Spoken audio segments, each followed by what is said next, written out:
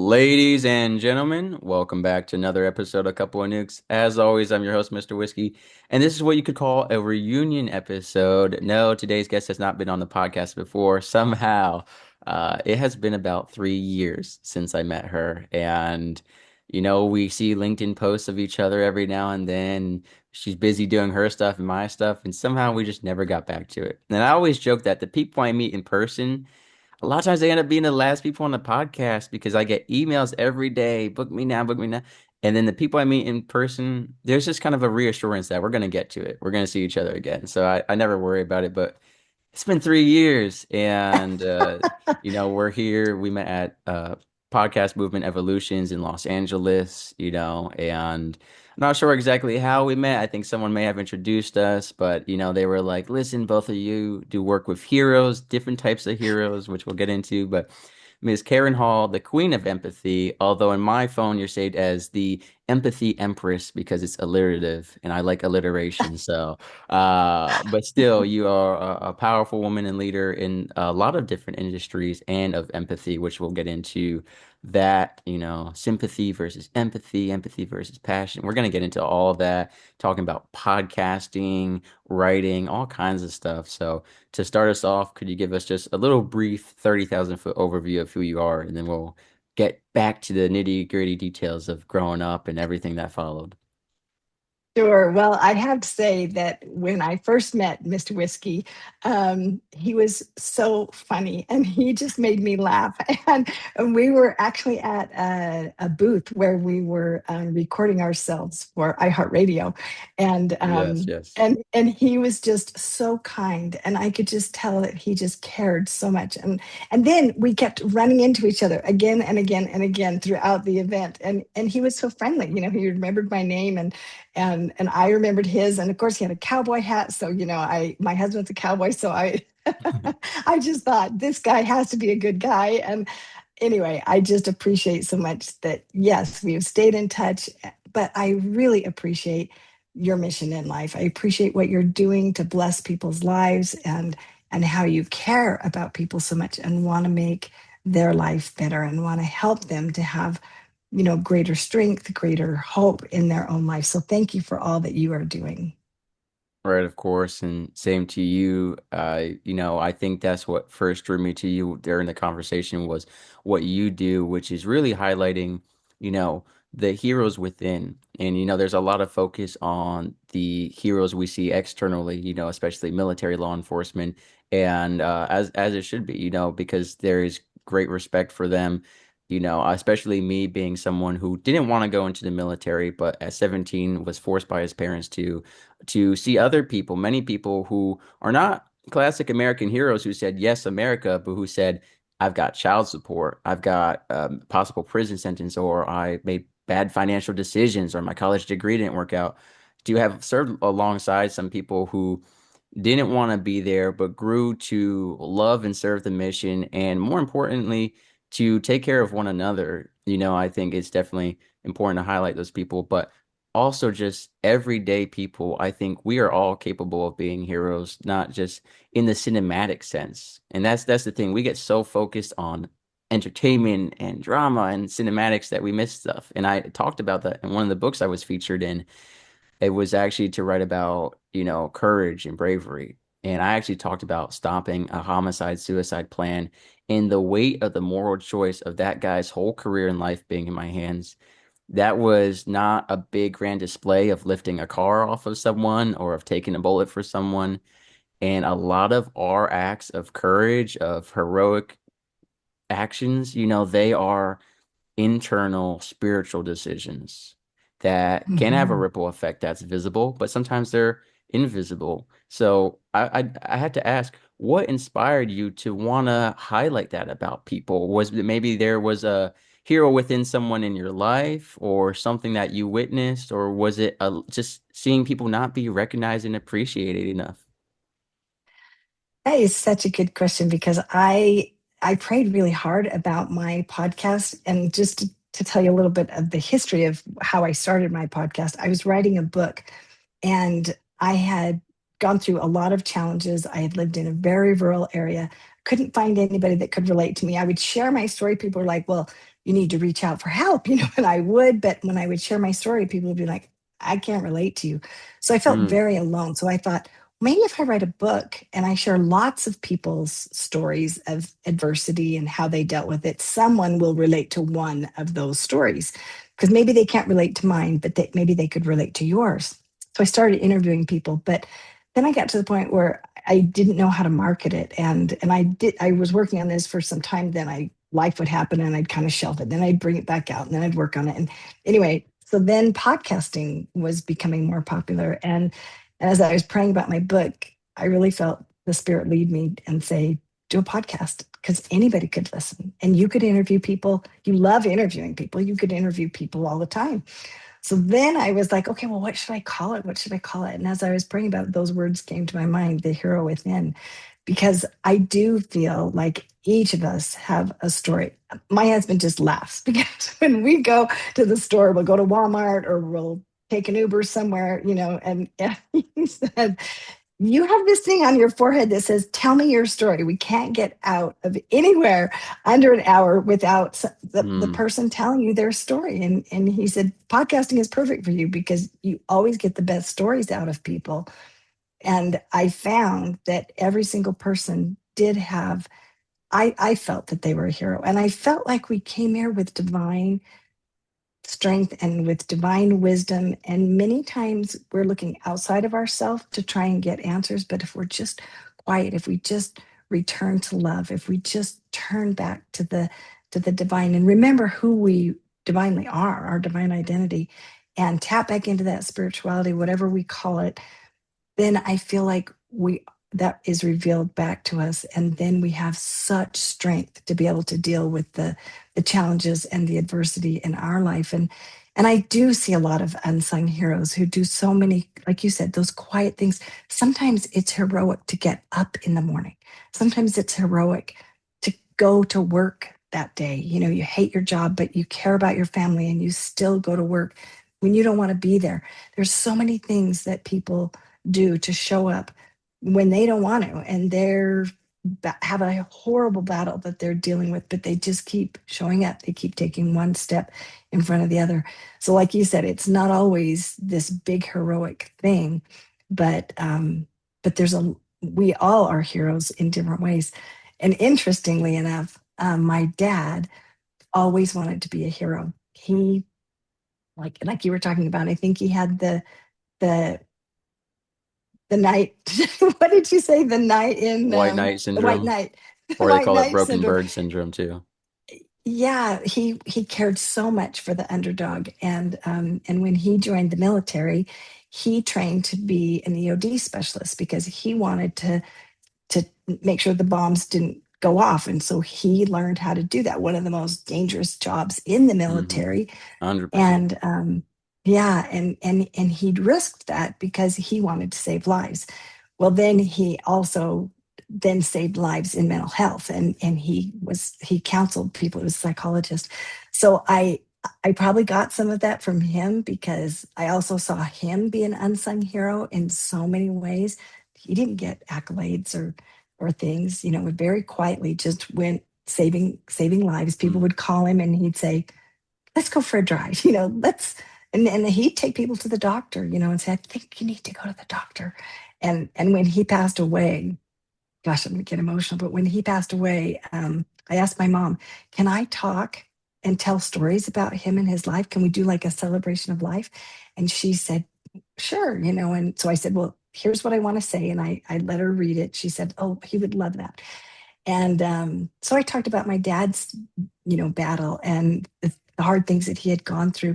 And so many people came up to me afterward that I didn't even know. And they said, your dad saved my life. He saved my daughter's life. He saved my brother's life. All these people came up, and my mom didn't even know all of these people. Mm. So that really was a testament to me of that quiet service of how much good we can do to show love to others and to lift others, when they're hurting.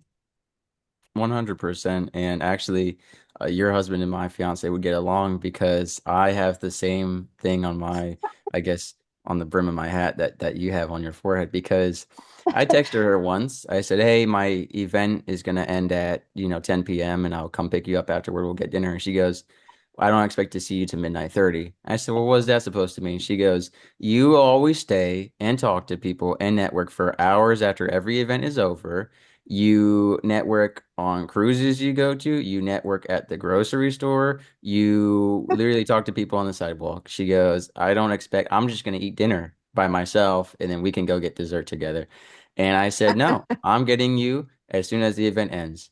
And then a bunch of people stopped me after the event. They wanted to pray over me. They wanted me to help with nonprofits. And I was like, "You don't understand. I have to prove my fiance wrong. I can talk to you right now, but I can't tell you no, don't pray over me." So no, so I was late to picking up my fiance, but I was on time by her expectations because I really do be just going out and doing that stuff because like you said, everyone has a story, Mhm. I think one thing that you mentioned, which perplexes me, but maybe people just don't have this skill. I think it's a skill that you can develop is you talked about it like as if relatability is required for empathy, and that's not the case. People are saying, "I can't relate to your story." Well, I've had Mhm. people on this show talk about finding their wife committing suicide in a closet and trying to save her life. I've never been in that situation, but I can tell you I can understand and I can do my best to try and understand to the max of my capabilities what that must have felt like and what emotional support you need. And it doesn't require me to relate to it. But people want to use not relating as an excuse to not be involved. That's the truth Mhm. about it. Because here's the thing, if you can't relate, you can ask. And what I mean by that is if you don't know how to help someone because you haven't been in that situation, just ask them what they need. And maybe they don't know what they need, and then you two figure it out together. But it's so easy to give help. Can just, the thing is, it's just as easy to make excuses not to. And that's the sad truth about it. And I I think, agree.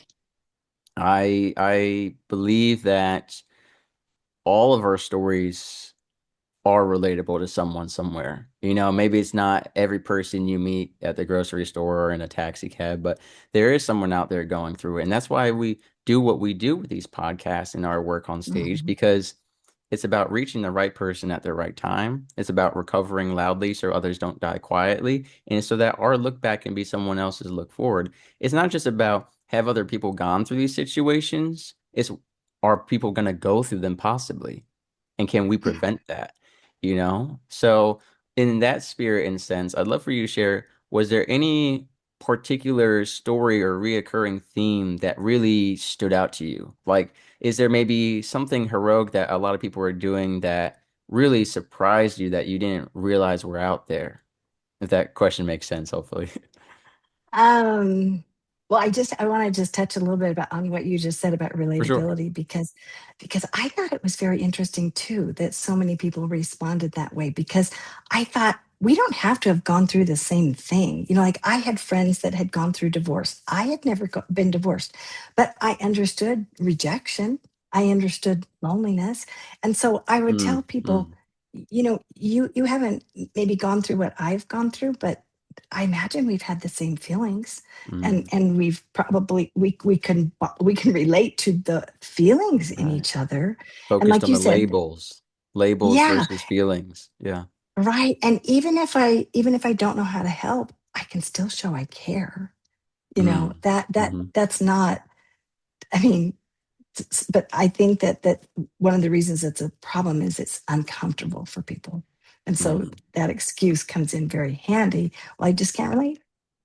Don't know what to tell you, just can't relate. And that I think that is really it just alleviates them of the mm, discomfort that now they're off the hook kind of thing. But okay, so what did I see that surprised me in people? I think the thing that I'm not sure if that's exactly what you asked, but one of the things that has surprised me is the raw courage that people have had that have in the midst when they were down and out that they dug deeper and found a greater reserve that they didn't know was there and even people that say that they're atheists will, almost every single one of them, I have, in fact, I've never met a single one that I've ever talked to that has ever denied some form of spirituality in their life, which amazes me because they'll say there's no God and all the things, but still they have felt a connection to the divine somehow. And that thrills me. That absolutely thrills me, that even when first that they found greater strength, which I know that they found it from the divine. I know that that was a gift to have that additional strength. And second, that they could not connect the two, but that they did recognize something divine in their life. And frankly, it surprised me when I would talk to atheists because I thought that they would deny it. I thought that they would have nothing at all to say in regard to spirituality, but they did. And that's my favorite thing to talk about. So, so it made me very, very happy that people were able to do that. And the other thing that was universal was the the healing that almost every single person that I have talked to, as they've gone through the healing, they have felt a greater capacity for empathy in their life. Mm, And many 100%. people that didn't feel any empathy, or they didn't recognize any empathy in themselves, many times they said they were very selfish or self-centered or whatever. Mm. And but after these experiences, they had so much more empathy. And I really believe that it's part of the process. Some things you cannot learn unless you go through a painful experience. It's very difficult to learn patience unless your patience is tried. It's very difficult to learn empathy if you have never gone through something that is difficult or painful in your life. And some of us learn it quicker and learn it on a deeper level than others. But I think that this life is meant for us to learn to care and to love each other. And sometimes those experiences, we're allowed to have those experiences, hopefully to tutor us and to refine us and to help us to have compassion for others. Not that we're given those things specifically, but I think that the Lord uses those things to our benefit to help us learn those lessons. Right, and I'll paraphrase here because I don't have the exact Bible verse memorized, but there is a part of scripture that says like, "Be joyous with those who are joyous, and weep with those who are weeping." And that's the direct state to that. And I think that one thing is, when we talked about empathy, like it is so important, and I think when we talk about all the people taking action, like recovery and healing, like it's so important that we share all of this, and I want to get into specifically, you talked about people not relating to your story. What is that story? So one of the things that I have gone through is I've had times in my life where I have felt very alone. And it's started, I don't know how much of my story you know from the beginning, but it started at birth. So I was born 2.5 months early, and I weighed 1 pound 13 ounces shortly after birth. And then I was in an incubator for that 2.5 months where my mom Mm, couldn't touch me, she couldn't hold me or feed me or anything.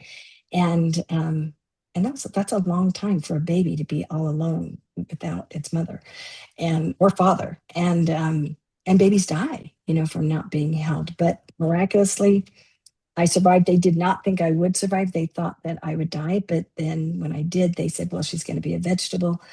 But miraculously, and only by the grace of God, I'm not. And I'm very grateful for that miracle in my life. But I came away with that with some anxiety. And so I didn't really feel like things were safe. I was a worrywart. I still kind of am sometimes. I would plan everything, like I would time how long it would take to get to school. And I always wanted to, have everything ready. And I just like, I always, I do a lot of research before I do things because I like to understand things ahead of time. And I did that all growing up. But there are some things that you can't plan for. And so I had to really go out on a limb sometimes. And I was terrified to speak in front of people. My mom would always try and encourage me, and I was just terrified, absolutely terrified. So when I was young, she would try and encourage me. And And I remember when I got to high school where you had to do presentations by yourself, absolutely not. I did not want to do it. And she said, why don't you run for student body office? And I'm like, no. And she said, I think you should. And I'm like, no, but my mom's very persuasive. And so I did, and I won, and I was stunned. I was absolutely stunned. And then she said, why don't you start a club and be the president of the club? And I did. And I was, and I had fun. And then she said, why don't you try out for drama? But then I thought, well, people just, I just have I was I was like the president of the underdog club. So I just, there's a lot more underdogs. So I had a lot of friends that were underdogs. But then she said, why don't you take a drama class? And I'm like, okay, now that's going too far. But I did. And I didn't, I was not successful at it, but I did do it. And then she said, why don't you take a public speaking class when you get to college? And I'm just like, oh my word, that's just like too much to do. But I did. And that was when things changed, because giving a speech in front of a group of people, all of a sudden I saw a light bulb go off in someone's eyes when I was talking. And I was like, oh my gosh, they related to something that I said. And so I realized I really love connecting with people, because connection, not having connection for all that time when I was a baby, connection is extremely vital for me. So, but I have gone through times in my life where I haven't felt connected to people. I've had experiences where I've been rejected, and it has been very, very painful. I've had times where I've been estranged from family members, excruciating, absolutely excruciating for me. And so when I would describe this pain that I felt, people would be like, I can't really understand what you're talking about. And sometimes they would look at my life and they'd say, well, you have this, and this. So what do you have to complain about? And I'd be Mm, like, and I'm very sensitive. I'm a highly sensitive person. I'm an HSP. I'm also an empath. So a lot of times people couldn't relate to that either. They were mm, like, I really don't understand the way that you think. I don't understand the way that you feel. So I had people that couldn't understand my outward circumstances, and they couldn't understand my internal circumstances. And the people mm, that were closest to me couldn't understand me. And many times I was very criticized. I was criticized a lot for my personality. And many times I was doing things that opposed everyone around me. Like the way that I parented my children, I was deeply criticized for that. mm. I was told that my children were going to turn out to be the worst possible, you know, deranged, whatever, derelicts, Was it like a derelicts. anti-homeschooling kind of mentality? Were you homeschooling them, or No, I just wasn't homeschooling were them, you but too strict, quote, or I reasoned too much with my children. I didn't beat my children. And so they said, oh, okay. you need to use the belt, and you need to, why are you allowing, Right. because like for example, I would give them choices. I would say, well, do you want to do this, or do you want to do this? And one of them was my choice. Like I remember my daughter when she was about 18 months old, maybe 15 months old. She was young. She was just barely walking, and she had a pen in her hand, and she was in the car seat, but she took the cap off the pen. And so there was alarm. Oh, she's got a pen, and I said, do you want to hand me the pen, or do you want me to take the pen out of your hand? And she said, do it self. And she handed me the pen. And everybody was like, why did you do that? Why didn't you just grab it out of her hand? And I said, why would I do that? I mean, I got the same result. There was no power Mm, struggle. It was her choice. She made the decision, and we have harmony. It was not necessary. I didn't need to whack her or grab it, or it was so strange to me, mm. but it was because I thought so differently than everybody that was around me. So it was a whole philosophy. It wasn't specifically just that I didn't spank my kids enough Okay. or whatever.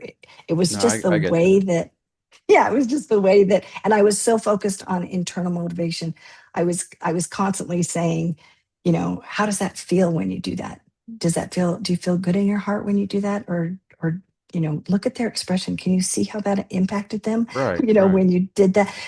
And I wasn't always saying, I'm going to pay you to do this thing, except when I was teaching them about the value of money. But I really worked to help them to do things not because they were going to get punished or not get punished. I wanted them to do it for the feeling that they had inside. So I just did things very differently Mm, than anybody that I knew and anybody that I right. was around.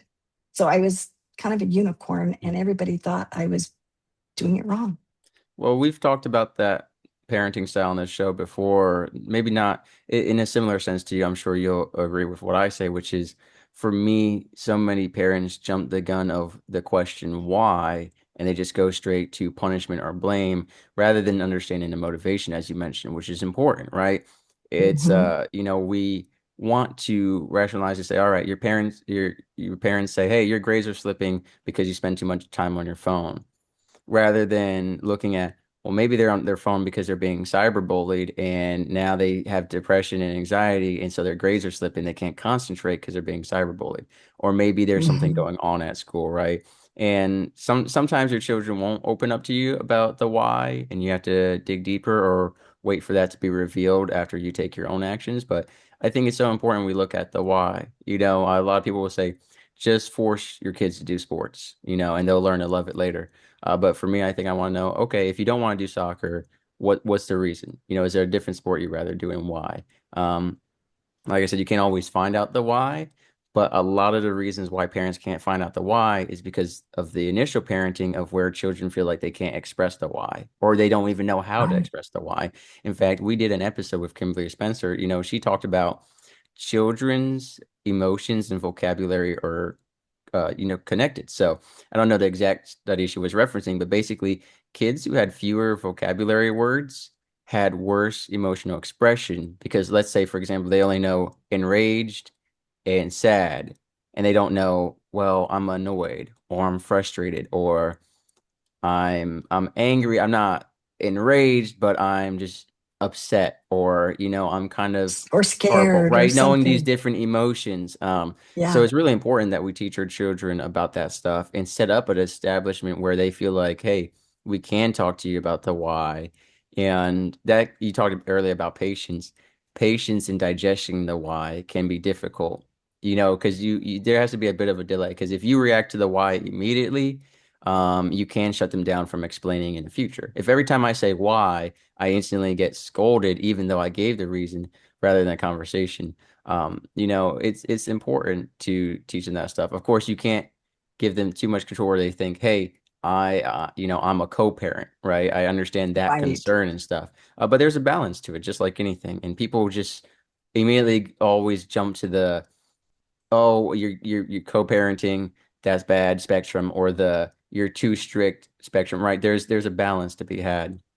And one thing And I it's wanted so to interesting. mention, or go ahead. Oh, I was just going to say, it's so interesting to me too how each child is different. I have four children, and each of them have different personalities. And when you were talking about, you know, describing their emotions, that was very important to me. And I remember before my daughter could speak, my oldest daughter, I had this picture with I don't know how many faces on, like six faces, and they were just little cartoon drawings, very simple Mm, little drawings, and I laminated it, and so when she would get upset, she would scream. Ah, this really loud scream. And I said, which of these faces do you feel? mm, And she would point to the one that she felt, the scared or sad or whatever the thing was. And then I would teach her, oh, you feel sad. And then she'd nod, and then immediately, it was just like the name it to tame it. Back then we didn't know about all those things. But the spirit taught me that. And so mm, I helped her to be able to even communicate about her feelings before she even had any words. She didn't have vocabulary. She wasn't speaking yet. And so, but I was so grateful because that helped her to regulate her nervous system. And that's something that I've also had to work on my whole life is regulating my nervous system. So I have a real passion about being able to identify feelings and talk about those feelings and helping parents to learn emotional intelligence so they can teach those skills to their children. right. And then I had wanted to go back. I remembered I had something I was going to say, and when the moment came, I just could not remember it. But I remember it now. We were talking about, on, not relating until you're in that situation. And recently I did a disability advocacy episode talking about making things more accessible to those with disabilities, going over the reality of how many people are actually disabled. I believe it was 1 in 5 people. and Mhm. talking about the broad spectrum of disabilities. And the guest, Mark Barley, he shared about you are not happy for disability services until you're in that club, and then suddenly you're going to be grateful that this stuff is set up because he said it's a club that does not discriminate, doesn't care gender, age, race. You could get disabled. His thing was as simple as he fell down the stairs, broke his back, broke his spine. Not complete severance, but partial severance. Just falling down the stairs, right? It could happen to any of us. Mhm.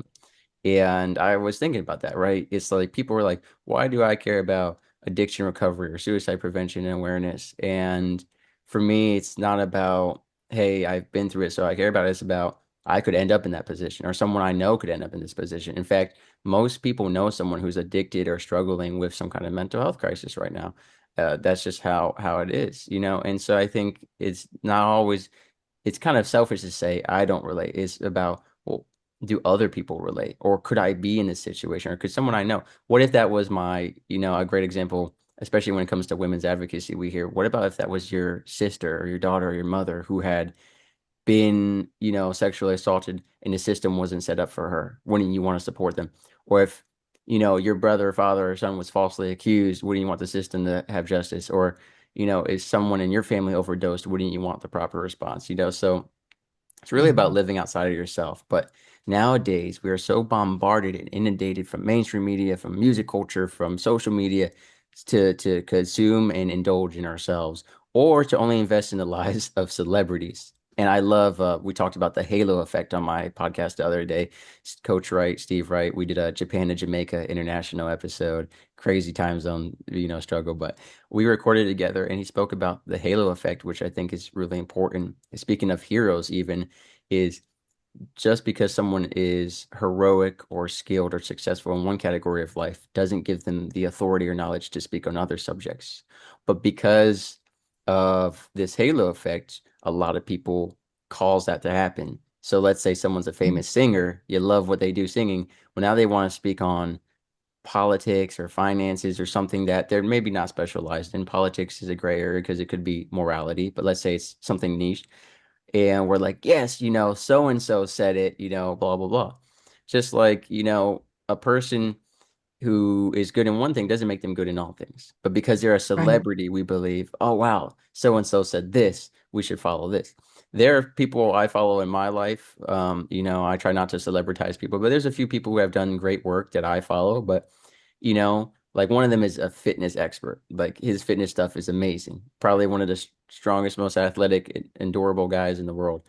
But would I trust him on financial advice just because he's good at fitness? No. Now, if he had financial credentials, maybe. Or would I trust him about, relationships? Maybe not. And I think the halo effect is, relevant because we talk about living outside of yourself. And right now we're just so attached to social media and our phones. And, I think we need more empathy in the world for sure. Especially, I've Yeah. done a lot of global international work now. I've traveled the world a little bit. And then I've also done podcast episodes on genocide in Africa. And people are like, who cares? I live in America. I've got my, venti coffee, who cares? And I think it's just so interesting because so many people will talk about global politics and not actually care about some bigger issues, or people or so I talked about in a recent episode on podcast, drowning in privilege. Tom McDonald said people are complaining about issues as they tweet on their iPhone and drink their, venti coffee, which probably costs more money than it would require for people to get water in Africa. 1 out of 7 people about don't have a sustainable water system and they're drinking from water that is poisonous, disease ridden, or don't have water. Meanwhile, we have programs set up that for a amount of money less than what you would spend on fast food could help people get water systems. So it's about like it's about what can we learn from that? People are like, well, Mhm. because I talked about genocidal forgiveness and community integration in Africa. It's like, what does that have to do with America or Britain or first world countries that aren't experiencing genocide? Well, it's about those feelings, like you said. Forget the labels, look at the feelings. Community, Mhm. forgiveness, leadership, talking about indoctrination and mindset. But we live so focused on ourselves, and for most people Yeah. listening right now, they've had more clean water today than some people have had in the past month. It's about really seeing the perspective. Interviewing immigrants on my podcast is mind blowing because they have more respect and love for America than the people born here. And they said, you don't even understand the opportunities where I came from. And traveling internationally has given me that perspective. And the issue is we're not seeing a lot of global stuff. Even though the world is interconnected globally through our phones, we're so locked into certain pathways, especially within our own country, that we're not focused on it. And if we're looking at other countries, we're looking at the tourist destinations. We're not looking at the problems. Like Japan's a great example. Everyone goes to Tokyo, Kyoto, Osaka, Okinawa. I've been to some parts of Japan that if I listed right now, people would be like, I don't know what that is. He's speaking gibberish because I went to local restaurants or bars where there's no customers and it's dying out because everyone's just so focused on the cities. That's with every place. People say, "Oh, Japan is such a paradise. Look at the advancement in Tokyo." There are so many places where people are lonely and the area and economy is dying out in rural areas. You could look at Britain, everyone goes to London. What about the parts of Britain that are suffering, And so I think empathy is really important. I think part of developing empathy is stepping outside of yourself and getting this international exposure, whether it's online or through people or whatever it is. And I think as parents, because the algorithm isn't going to automatically push for that, we need to push for that, whether that's taking your kids on trips or introducing them to people or just giving them that awareness, reminding them to Yeah. always be grateful for what they have. Right. Yeah. And I really think that it's so important to remember that we are so connected, that we're brothers and sisters, really. And when you have that perspective, just like you said, if it was your sister that was suffering, you would think about this differently. So I think that's a very important point. And as I didn't mention this, but I'm an emotional intelligence leadership coach. And so I just think these skills, first of all, being self-aware and then being aware of others and their emotions is the core. It's really the core of being able to build these relationships because if I'm not aware, you know, within myself maybe I'm uncomfortable when you talk about that topic that people don't have clean water and I feel helpless or whatever, then I may not engage and I may not think, well, what can I do? So I think there's a lot to that many people do Hmm. feel helpless and they do feel uncomfortable either because of the nature of the topic or because of the They get nature of the overwhelmed. issue. They don't know what to do, and yet, when we think about the other person and how they feel, many times we can be so creative and find ways. Sometimes it's education that makes the difference. And then doing something about it, having that empathy, for myself and compassion for myself.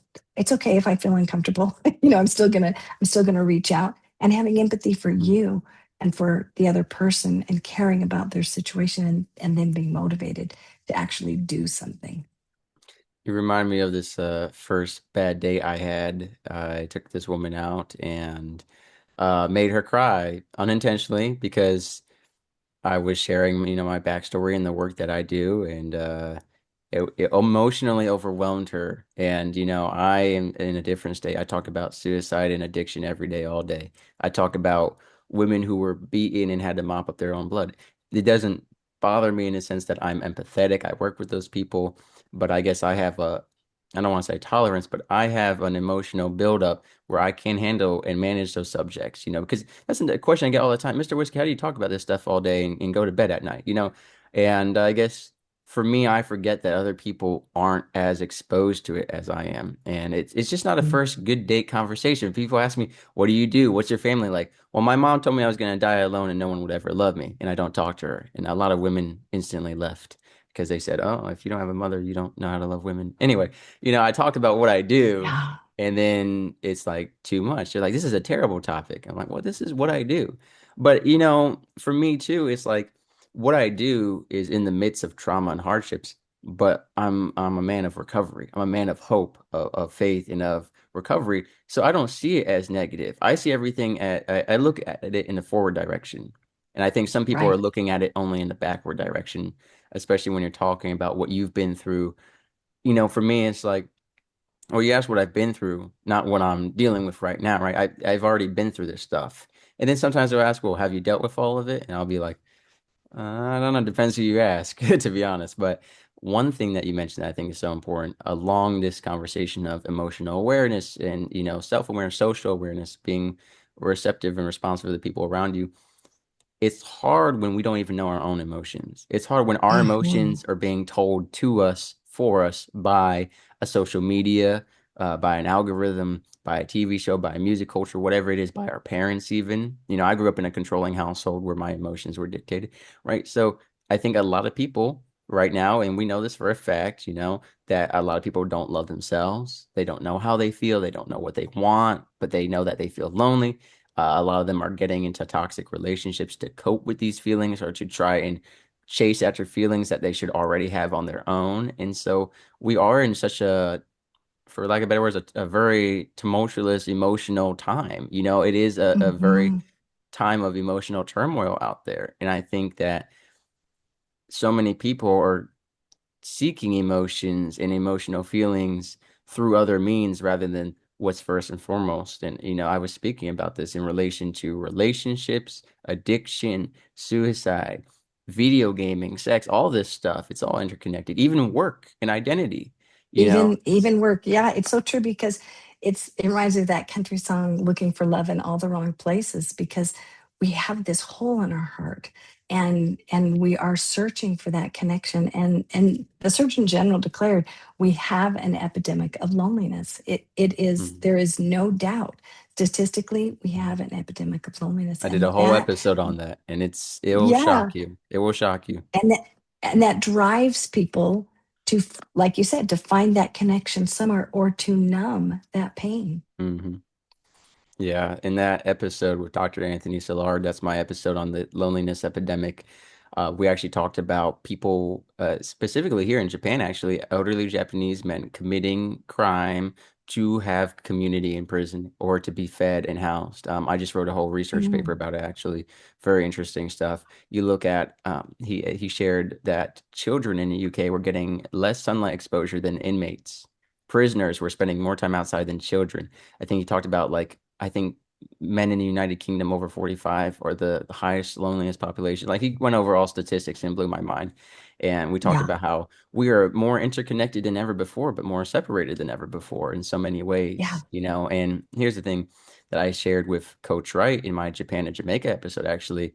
Actually, it was in the Jamaica to Japan episode, which was on his podcast. So we did a reverse. But I talked about how, the that we were separated by language and race, right, historically. But the day of Pentecost and the death of Yeshua was the reversal of that. And I said, through the Holy Spirit, through translation apps, through everything we've developed, we have intercultural language and connection again. I said, but even though we've gotten rid of the means of separation and racism, we've kept the mindset around it. We have the means to not be separated by language, but we're choosing to use it again, going back to excuses. And yeah. you and I talked before this call about justification and rationalizing, which we can do for anything. And so I, Oh. I, I think it's so important. And just speaking of all this empathy, how did you become the queen of empathy? What was that kind of like a God-inspired title? Did someone else call you it first? Was it a passing joke, or you just woke up one day and you're like, you know what? A new brand, I got it.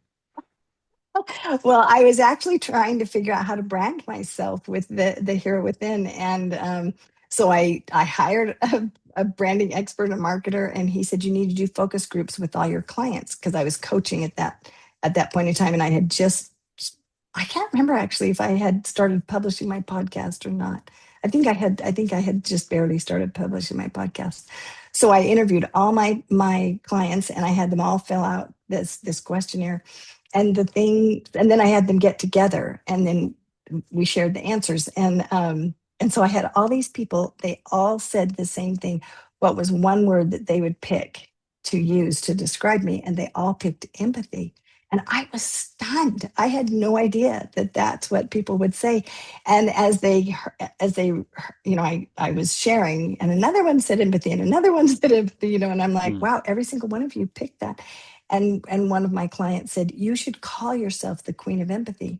And I said, oh, I couldn't say that because there are times when I'm not empathetic. And so I'm Mm, human, and they said, no, you need to. That is something that is so unique.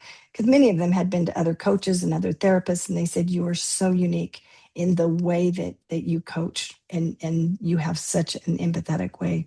And so I I just prayed about it and I thought, okay, it feels audacious to say this, mm, but I'm going to say it just because it's such an important thing that I think people need to know about, and it's so important to me. Empathy is so important to me. And one of the other things about empathy that has been very challenging is it will be easier for me to have empathy for someone else who is struggling than it is to have empathy for myself. So part of my journey with mm, empathy has wow. been learning to love myself when I'm struggling. And as a coach, so many times I have said to myself, oh, for goodness sakes, Karen, you shouldn't be thinking that way because, why are you discouraged with that setback, as an entrepreneur? You coach entrepreneurs and salespeople and help them with their mindset all the time, so you know what to do here.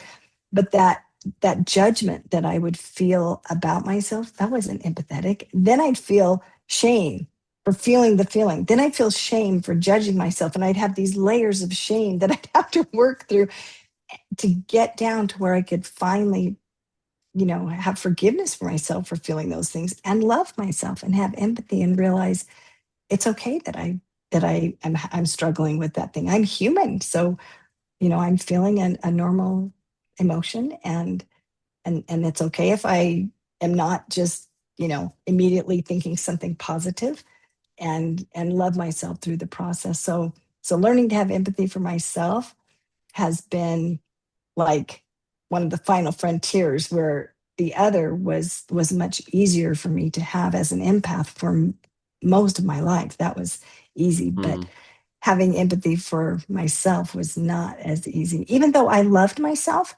And I felt like I had a pretty good self-esteem. I mean, I feel like I've had a pretty good self-esteem in many ways. But when I couldn't do, like when I got my feelings hurt, it took me longer to get over it than it did other people. I didn't realize that was because I was a highly sensitive person genetically. I didn't even know that highly sensitive people were wired differently in their DNA. I thought it was just something that, because of my prematurity, I thought that there was a flaw in me. mm, But then I realized, oh, this is there are HSP, praying mantises. And I'm like, oh my goodness, I had no idea that was a thing. And then I learned the most fascinating thing, Mr. Whiskey. This blew me away. Was when they studied leaders. Some of the most effective leaders are very highly sensitive people. And what mm, happens is they feel things so deeply that they remember, and then they apply that. And so it's easier for them, like they notice things, that subtle cues, or they pick up on, vibes from people, or when somebody leans back and they realize, oh, they're not as engaged, they don't feel as safe, just different things that an HSP is very effective as a leader. But they also have to have the emotional maturity to go with it. If you're an mm. HSP and you're immature in your emotional maturity, that can be a problem if you're self-centered. But if you have the increased emotional intelligence to go with it, very effective. And that thrilled me. I was like, wow, it's a strength, and so that helped me to appreciate that about myself, and to offer grace to myself, and to say it's okay, it's all right, you can just feel this as long as you need to, and we'll figure it out. But yeah, I think that's probably why, there's many reasons why empathy has been so important to me. I have appreciated so much when other people have been empathetic to me, because of feeling alone and because of feeling so misunderstood. When someone else did show me empathy and cared about me, oh, it just felt like salve on a wound, to feel understood and cared about. So those are probably reasons why that's so important in my life. Right. I'll have to hire you for that because I'm the same way where, I preach at an online ministry. I work with people in recovery all the time. And, there's a lot of times where I'm like, man, if I gave myself the advice I give them, how much better life would be. But, it's one of the things, and it's written in scripture even, when you are one of the teachers, you're held to a higher standard. And I Mhm. think it's true. However, I think we also hold ourselves to too high of a standard, put so much pressure on us. We feel Yeah. everything so weightedly. And I think the more, especially with people like you and I, who now we have a podcast, we have published books, we're on social media, having that public presence, Mhm. you are like walking on eggshells almost because everything you do may be seen in the public eye and, how other people take it. Because what we think is worst case scenario, the person who hates me the most, so in my case, my mom, right? If they were to see me fail, how would they put it on blast? And we hold ourselves to that standard. Or I preach all the time about, uh, you know, forgiveness in a relationship with Yeshua. And then anytime I make a mistake or sin, it's like, all right, I'm dead, I'm going to hell. That's it, and teaching and having that grace to myself, like you said, it's been very difficult. And there's a lot of times where at the same time working with what I do, I say, what would I say to one of the people in recovery or someone, and then try to apply that to myself, and the other day I Yeah. actually recorded a podcast episode about, I took my own advice about unplugging. I went for a run and I didn't use music. I actually just went out in nature and ran and relaxed and listened to God. And because I was like, you know what? I give all this advice, unplug, listen for God and stuff. And here I am running with music. So I took it off and took my own advice, and it felt so refreshing. And, I try to apply the same to everything, but it's hard, and people like you and I who are, sensitive and perfectionist and workaholics. It's just everything bad is all interconnected, but I think it's part of what makes us so well at working with others. And then, you've mentioned the podcast quite a bit. It's a significant part of your journey, but it's not the only part. You do a lot of other things that I've seen on LinkedIn and, and other stuff. So I'd love to get into some of the other stuff. Maybe if you want to start with book writing Sure. or whatever you think is second after the podcast. Yeah, so I talked about my terror of public speaking and then overcoming that, that fear. And then but I would do it, the place where I spoke the most as an adult was at church. And and so I didn't have to memorize things, I could look at my notes if I wanted to, but I loved it. I loved teaching. I would teach at conferences, and then I started doing some corporate training, and I was like, oh my gosh, this is so much fun to teach truth to people in business. And my husband and I had been buying bankrupt businesses, and by the grace of God, he helped us to turn those around and to be able to provide for our family. He did the a lot of the behind the scenes work. I was the one who was, like I said, I was the sales and marketing person. So I was out building the relationships.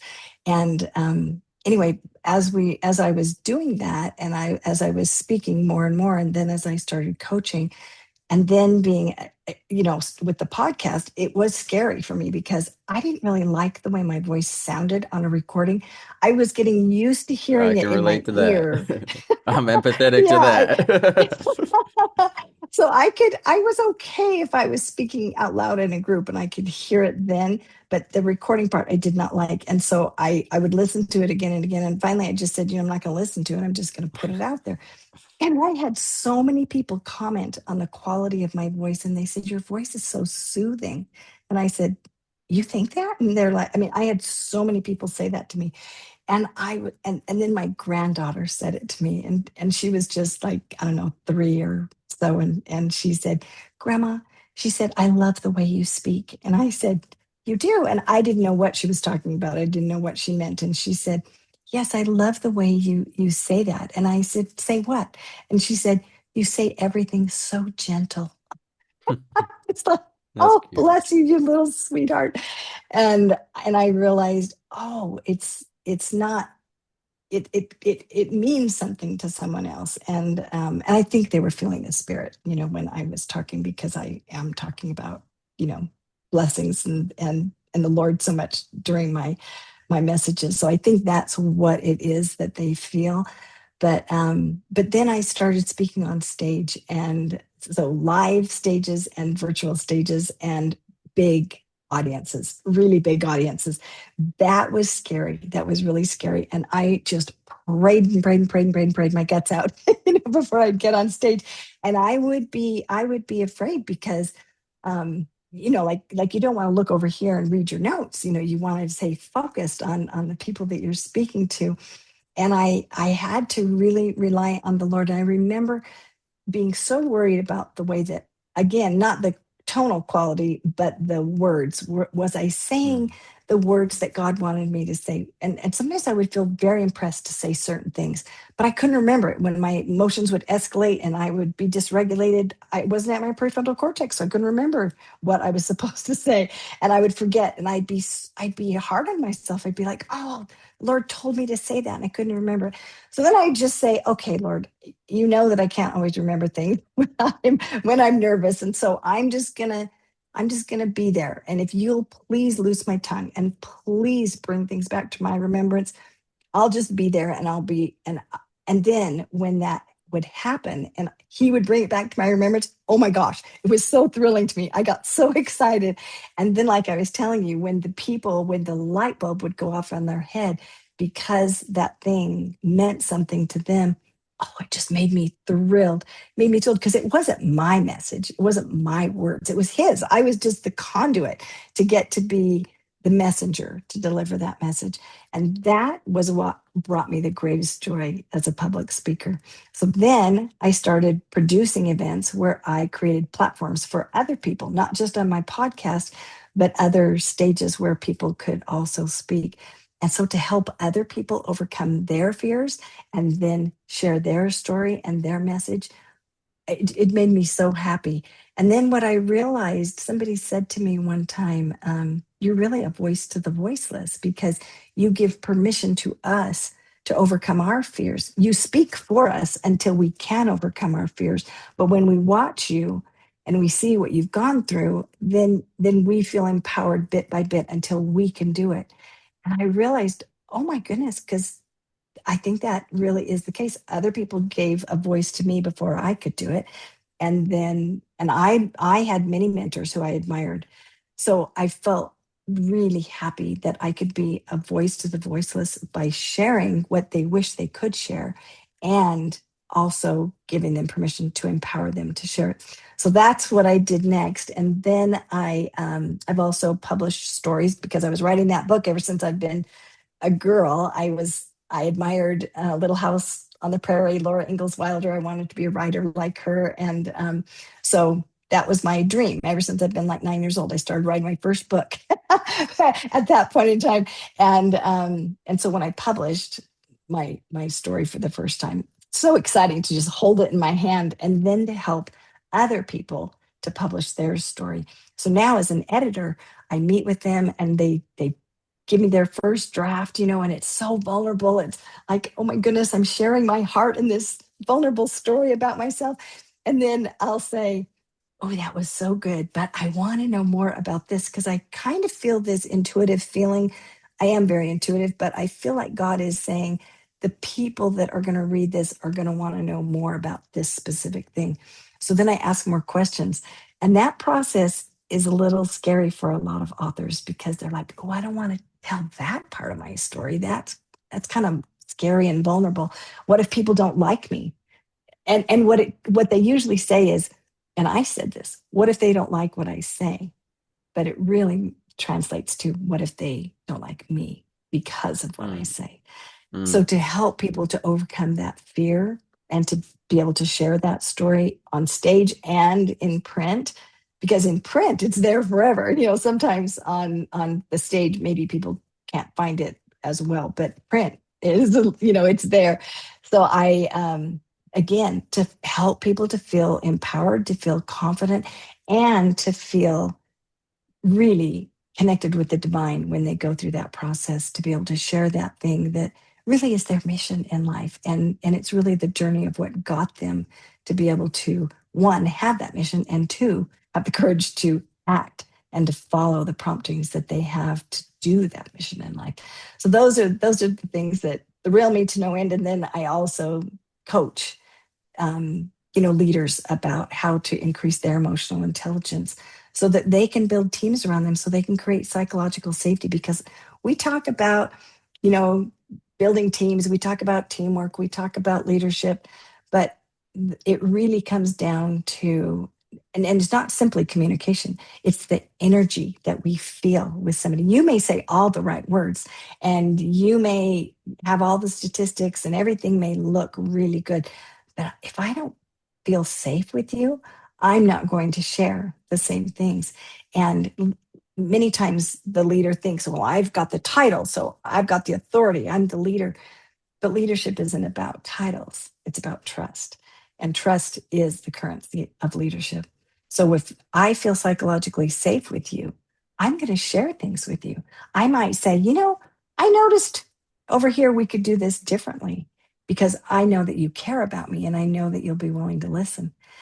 If I feel safe, I will also tell you, I'm not sure that's such a good idea because I noticed this thing over here. Maybe we could look at this. So if you say numbers are down and you're dysregulated and you come into a meeting and you're hollering or you're tense and everybody's worried, they're going to shut down, and the innovation stops, the creativity stops, because we can't access our prefrontal cortex where our higher level thinking is. We go back to our primitive part of our brain, all our resources go there, fear takes over, and we don't have the same ability to communicate or to innovate. So psychological safety is extremely important in creating an effective leader and an effective team. 100%. I agree with that a lot. I've done a lot of episodes on leadership, especially poor military leadership, and a lot of that ties into what you're talking about right there. And then, you're talking about writing, speaking, coaching. This is why I said you're busy, I'm busy, and always busy. And then I wanted to talk about also the LA Tribune and what you do with that as well. Yeah, so with the Los Angeles Tribune, I'm the editor of the Global Women's Journal, and also that's where I produce events where we have global events that go to all across the world, every continent, and we have speakers that come and speak, and then I publish their stories also in print and either in the journal or in the news or in anthologies or books. And so we have a lot of things that we have going on at the Los Angeles Tribune, and a lot of people that are connected and building those relationships and building that community. We have a strong feeling about service and about helping people to find those things in common with each other. We don't have selling at our events, which is very unusual. Most of the events that you go to, most every summit that you go to, many times it's a pitch fest the whole time. But ours are not. Ours are very positive motivational media, and so I do a lot of training with my speakers and my authors that this is what the audience wants. We want to uplift the world. We want to Right. change the status quo of negative 17 negative news to one positive, and our CEO Mo Mm-hmm. Rock, that's his mission, and we fully believe that that is possible. So that's what we do there at the Los Angeles Tribune. Right, and it doesn't stop there. You also speak Spanish. You do the Spanish journal, if I read I correctly. do. Yep, I am with the the I'd um assume you the speak Spanish. it if you read and edit it, but maybe not. Maybe you only know the grammar. I don't know. Yeah, I am not proficient in it. I have a love for the culture. I absolutely love the culture. And my son lived in Guatemala, and we have many friends. We're in Arizona, so we have many friends in from Mexico, and I just have a love for the culture. I my husband said I think you should have been born Hispanic because when they get together, they hug each other and they kiss each other on the sides of the cheeks. And I just love that. And he said, you either should have been born Italian because you can't stop talking with your hands, or Yeah. you should have been born Hispanic because you love to hug everyone. And so I do love the culture, and I felt that they love family so much, and that's family is so important to me. I have four Mm-hmm. kids, and And they're married, and I have 7 grandkids now. My husband and I have been married for 41 years, and so family is extremely important to me. And it's challenging, keeping a family together, and all the different personalities and different ways of doing things, and our different backgrounds coming together, and in-laws joining the mix. And so there's a lot of challenges in family life, and I felt I really wanted to provide a platform where Hispanic population could have a place to showcase. And the other thing that I thought was very that attracted me to that was I wanted to really help the Latina women have an opportunity to have a voice, because traditionally they haven't had as much of a voice, and I wanted to change that as well. I agree 100%. In fact, a majority of the women at the Warriors of Hope event that I hosted and emceed were Latina women who were victims of domestic violence, sexual violence, and Mhm. other stuff. So, a lot of women are experiencing that. But I think when it comes to women of color and ethnic groups, they get not as much attention, unfortunately, when it comes to those matters. And so it's really important to highlight those communities. And yeah, I agree 100%. And then just with your book, I mean, who do you think would really benefit from it? Who do you think it's really for? Of course, as an author, I know everyone. But if you had to pick really to really focus in on. Would pick the CEOs who don't understand why their team is not engaged, who are trying to Mm, figure out how to have more, you know, productivity out of their team. And they hear about emotional intelligence, but they're thinking, I don't know what this buzzword is. mhm, What's this conversation all about? And does it really make a difference? Because I remember, so my husband started out when he went to college, he trained to be a trainer like Stephen R. Covey. And so he went to a big corporation, and he was training the employees, and teaching them all of these same skills that Stephen R. Covey taught. And I remember that when the numbers would go down and revenue would go down, they would always look to that department to say, we've got to cut over there. And they started saying that it was soft skills. So the training department was always a soft skill that had to go when the numbers were down. So that was traditional, very traditional, that for years and years and years, if they were ever going to cut, that's what they were going to cut. Anybody that focused on customer service was rare, but that was the first thing to go. Well, when the Harvard Business Review did a study, they first attacked the notion that also was a false belief that you can't teach an old dog new tricks. And so you either were born with an emotional intelligence or you weren't. And it wasn't something that you could teach. And they realized, no, after so many studies, you can teach emotional intelligence. You can teach these things. And when the leader learns it, then that starts at the top. And then that right. example Trickle comes down. down, Yep. to the rest. And then they found that as they increase the emotional intelligence of the leader and the team, then there was greater engagement. And so people innovated, they were more creative. There was greater customer client, I mean the client relationship was greater, and the client felt cared for. So loyalty was increased, referrals, the word of mouth, they would tell about, hey, they love me over here. You should come over here. So then, because people felt heard and they felt safe enough to share, the productivity went up, and then profitability went up. So engagement, productivity, and profitability, those three key pillars that we're still wondering, how do we get those numbers up? Those are the keys, and it all stems from emotional intelligence. So I would target any leaders who are trying to increase those things by teaching them what the Harvard Business Review teaches is that emotional intelligence and teaching psychological safety and trust is the root of how to increase engagement, productivity, and profitability. Right. And honestly, that goes for whoever you are. That will filter into every part of your life, really. How you lead your Absolutely. family, how you lead your friend groups, how you lead your social groups. So I agree 100%. So we're gonna have links in the description below for your books, website, podcast, all that you do, coaching, all this stuff. Busy, busy, busy.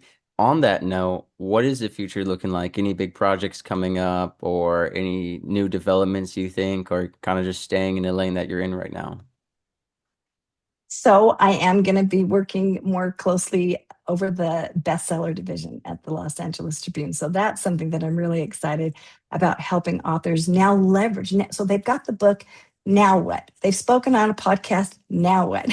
Hmm. So I'm excited to help people with that too, and to help them to market their book as well, because I'm also a publicist, so I help people to learn that. And I don't do all of those things every day.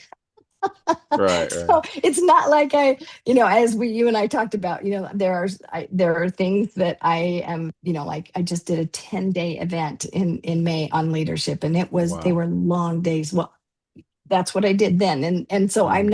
I'm not doing every single one of the things that I talk And then you about. So took people are 10 like, how do days off. You got a spa bath, cucumbers over the eyes. You're like, no podcasting, no writing, no nothing. I just gotta you decompress. yeah, I wish I could have done that, but I didn't quite get to do that. I didn't do another summit right Right, right after that. But right. but I kind of just rotate the different things that I'm focused on. I had some family things that I did, and I had to travel out of the country for some things. So it was very and it was unexpected. So I it's interesting with life, because we have so many opportunities, and if we just ask, how can I be of service today? How can I use my gifts today, Lord? He will open our eyes, and it may be as simple as smiling at someone. It may be someone may come to our mind, and maybe it's a text message. I can't even tell you. People think, oh, it's that doesn't really help, does it? Yes, it does. When I get a text message and someone just says, just thinking of you, oh my goodness, I feel so happy. And even if I am feeling low, maybe I'm even depressed, there are times when I have felt that way. I will think, okay, what is one thing I can do? I am not in I'm not getting out of my pajamas, so I can't go take dinner to somebody, but I could text somebody. I could send somebody a song. Maybe I can't even think of anything to say today, but I could send them a song. I could send them a, I don't know what you call those little GIF things, but one of those You little know, emojis. that's a hot topic right there because I say GIFs like giraffe or gyroscopic device. Some people would say GIFs. Um, depending on what you mean, it could be a meme, but I actually had a guy on my show call it a meme, which I was kind of speechless. It was just a moment of silence on the podcast. That's And funny. That's he was funny. determined in that lane because I said meme and he goes meme. And it's like, all right, he was the first person in my entire life to call it a meme. Um, Yeah. or Well, did he I call it just a have, meme? He called it something. He did not. I think he called it a meme. And I was like meme. But one thing I'll warn is don't. Those are all great occasional substitutions if you're lacking something, but don't have it be your full-time substitution. And what I mean by that is a lot of people nowadays they right, just only send memes back and forth. They don't text. They don't call. I actually got into a right. confrontation with someone who said that's not enough for you. And I said, real human relationship is beyond that. Yes, I understand Absolutely. the meme shows you're thinking about me because you know that I would find this funny or that I would be as equally disturbed. Unfortunately, I get more of those. Like, I saw this, so you have to see it. This is disgusting. Yeah. Or, you think that this is me because it's a cowboy, running off into Japan with a bunch of chicks, whatever it is that people will send. Or maybe sometimes it's a Bible quote, or sometimes it's, a podcast guest reference. But for the most part, it's like, but that can't be the substitute for phone calls and text No, messages. In addition, everything should be done in addition to that baseline connection. Um, yeah, absolutely. it's Thank you. Thank you for pointing that out, yes. because I just want to I warn only, that. Yeah. yeah, I'm glad you said that, because I only say that because sometimes people say, well, I can't do anything because my life is so Mm. stressful. And I say, it only takes 1 second to push that button, Right. and so we can still reach out, but it is not a substitute. And I'm so glad that you clarified that, because I certainly do not want that either. Yeah. As I mentioned, connection is absolutely vital to me, and that real human connection. And I just have to applaud you, Mr. Whiskey, Oh, because thank you. you create that connection with me, with your guests, and with the community, so that we feel cared about, because we know you care. We know that you care about your guests, and we feel that you care about the audience as well. So thank you. Thank you for caring about me. Thank you 95% for, of them, every now and then. No, I'm kidding, but I, thank I you. appreciate that. Yeah. Thank you. Thank you for staying in touch with me all these years. And thank you for having me as a guest on a couple of nukes. It's just been great to be with you. And I applaud the work that you are doing to help improve mental health. Thank you so much. And honestly, like I say with a lot of guests, I can't believe it's been 3 years, 2 years, 1 years. When you do so much, I mean, also I never sleep. I mean, I was up till 2:30 a.m. this morning. You were emailing me about the interview. Um, I live so much life, but it goes by so fast when you do so much. And there's people, and I'm like, man, it's already been a year since I met you, or 3 years, and it's like. A lot of these people that I meet, we meet annually at these conferences. Sometimes you see them at more than one conference, but if you only see them once, it's like that milestone. But I am thankful for as much as I bash social media and stuff like that, I am thankful for the good connections that it does have and for being able to see. And unfortunately, as a podcaster, I tell people, listen, every person who's ever been on my show asked me to follow their social media. I can't keep up with every post. I try my best. In fact, I'd say I'm better than most people in the sense that I like every post I see from someone I know. I usually don't watch the whole thing, I'll be honest with you, but I like it to support them. And the amount of Yeah. people who have met me at a conference or on my podcast and referenced one of my own social media clips to me that I know they didn't like, that agitates me because so many people will be like, that clip was so funny or insightful. And I'm like, why didn't you like it? And they're like, oh, I saw it while I was scrolling and I just didn't have the time or capacity to hit the like button. But I did like every other meme I saw after that, so it can be frustrating sometimes. I'm sure you understand, but I am thankful at least that we are connected, whether we see it tangibly or not. And that's one thing I want to remind everyone, especially people who are feeling depressed, anxious, or suicidal. We are so interconnected, and not reaching out doesn't equivalent to not caring. We have to make room for understanding and patience of life circumstances. But if you are listening to this, go reach out to the people in your life. It's always important to reach out on a routine, whether that's once a day, once a week, whatever it is, just make sure. Even if it's spontaneously, one of the things you said the best is sometimes people will just cross our mind. And I've seen a lot of good sermons on sometimes God is just nudging us like, hey, this person needs us, or it might be, well, I had a dream about this person I haven't seen in 5 years. Sometimes that's a sign. Just be careful of the devil bringing back people into your life who God took out for a reason. But again, everything's balance and caution. But Ms. Queen of Empathy, Karen Hall. So great, long title. So great to have you here. Like you said, connecting after 3 years, but great conversation.